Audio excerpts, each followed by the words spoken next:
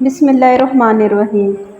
حضرت ابراہیم علیہ السلام ایک طویل عرصہ تک اولاد جیسی نعمت سے محروم تھے، کیونکہ آپ کی بیوی حضرت سارہ رضی اللہ تعالیٰ عنہ بانجھ اور حضرت ابراہیم علیہ السلام کی زندگی میں اولاد کی کمی پوری کرنے سے قاصر تھیں۔ آخر حضرت ہاجرہ علیہ السلام کے ذریعے حضرت ابراہیم علیہ السلام کی زندگی کی کمی پوری ہوئی اور اللہ تعالیٰ نے انہیں حضرت اسماعیل علیہ السلام سے نوازا۔ ایسی صورتحال میں حضرت ابراہیم علیہ السلام کے اپنے بیٹے کے ساتھ محبت و اشتیاق میں ایک خاص قسم کی جھلک نمودار ہوتی تھی، کیونکہ آپ کئی سالوں کے انتظار کے بعد صاحب اولاد ہوئے تھے۔ حضرت اسماعیل علیہ السلام بھی باپ کی ایک ایسی خاص محبت اور شفقت کے سائے میں پروان چڑھنے لگے۔ پھر اچانک خداوند کی طرف سے حکم ملا کہ اے ابراہیم، اپنے بیٹے اسماعیل کو خدا کی راہ میں ذبح کر دو۔ حضرت ابراہیم علیہ السلام کو جب یہ حکم ملا کہ اپنے اکلوتے فرزند حضرت اسماعیل علیہ السلام کو خدا کی راہ میں قربان کر دو، تو آپ نے اللہ تعالیٰ کا یہ حکم پاتے ہی اپنے بیٹے کو ساتھ لیا اور قربان گاہ کی طرف چل دیے۔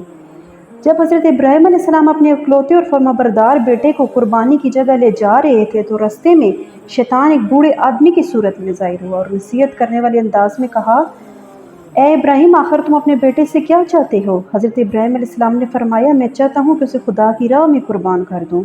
اس شیطان نے کہا، واہ، کیا تم اپنے اس بیٹے کو ذبح کرنا چاہتے ہو جس نے پلک جھمکنے کی دیر کے لیے بھی اپنے خدا کی نافرمانی نہیں کی؟ حضرت ابراہیم علیہ السلام نے فرمایا، اللہ تعالیٰ نے مجھے اس کام کا حکم دیا ہے۔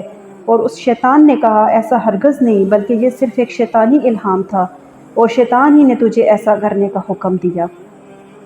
جب حضرت ابراہیم علیہ السلام برہم ہوئے اور فرمایا، وائے ہو تجھ پر جس نے مجھے مقام نبوت سے ہمکنار فرمایا ہے، اسی نے مجھے اس کا حکم بھی دیا ہے۔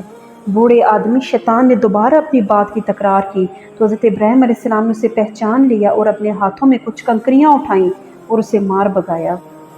جب حضرت ابراہیم علیہ السلام ایمان کی قوت اور راسخ ارادہ کے ساتھ اللہ تعالیٰ کی حکم کی تعمیل میں مشغول ہو گئے، جب آپ اپنے صابر اور بردبار فرزند کو زمین پر لٹایا اور حضرت اسماعیل علیہ السلام کے گلے پر چھری چلانے کا ارادہ کیا، تو عین اسی وقت اللہ تعالیٰ کی طرف سے ایک وحی نازل ہوئی اور حضرت ابراہیم علیہ السلام کو ان کے ایمان، تسلیم اور اخلاص کے ساتھ اللہ پاک کے حکم کی تعمیل میں کامیابی پر رضایت الہی کی بشارت دی گئی۔